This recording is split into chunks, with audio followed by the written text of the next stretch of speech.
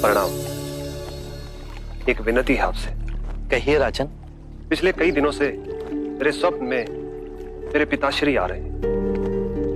मैंने ब्राह्मणों से भी इसका अर्थ पूछा तो उनका कहना था कि तुम्हारे पिताश्री को शांति नहीं मिली, उनके लिए पूजा करनी हो, यज्ञ संपन्न करना होगा। आप तो परम ज्ञान का स्वरूप है, तो विनती है आपसे कि पूजा विधि आप ही के हाथों से हो, जो मेरे पिताश्री तक पहुंचे, उन्हें मुक्ति मिले, जीवन मरण के इस चक्र से वो मोक्ष पाले।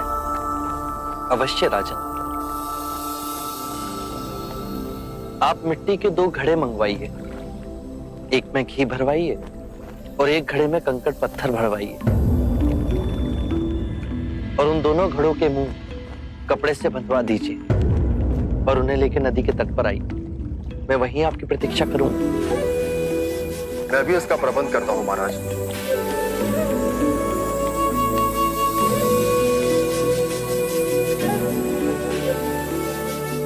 महाराज, अब आप इन दोनों घड़ों को पानी में डाल दीजिए।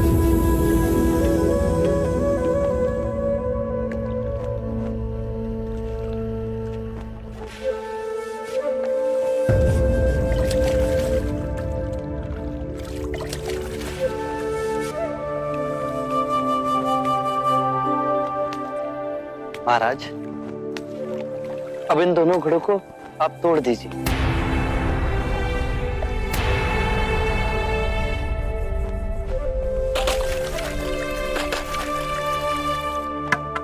महाराज, अब आप ध्यान से देखिए कि ऊपर उठ पानी पर तैरने लगा। अब बताइए, मेरे या किसी और के पूजा पाठ करने से क्या ये घी नीचे बैठ सकता है? असंभव। ये तो घी का स्वभाव ही नहीं। सत्य कहा आप। उसी प्रकार किसी भी पूजा पाठ, विधि विधान, कर्म कांड के द्वारा पानी के अंदर डूबे हुए कंकड़ पत्थर क्या ऊपर आ तैर सकते हैं? नहीं बुद्ध, ये तो प्रकृति के नियम के विरुद्ध है।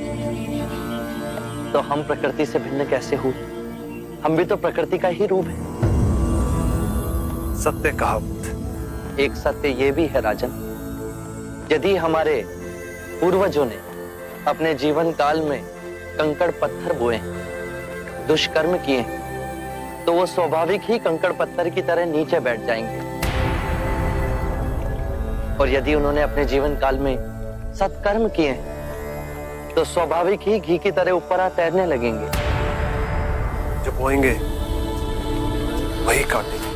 परंतु इस शरीर रूपी जीवन काल में ही नहीं, अपितु इस शरीर रूपी जीवन काल के पश्चात वाली यात्रा में भी हम जैसे कर्म करेंगे वैसा ही फल मिलेगा।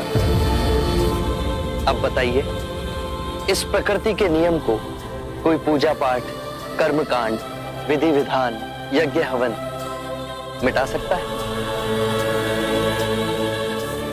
राजन, मैं भी इसको नहीं बदल सकता। केवल अच्छे कर्म ही मनुष्य की मुक्ति का द्वार खोलेंगे। कैसी तलवार है आपके हाथ में, जो एक क्षण में सारे झूठ काट केवल ज्ञान को प्रकाशित करती है। ना जाने कितने जन्मों और भटकता में यदि आपकी कृपा ना होती, इस एक क्षण में आपने अपनी अदृश्य तलवार से मेरे अहंकार का सर भी काट दिया। धन्य है प्रभु।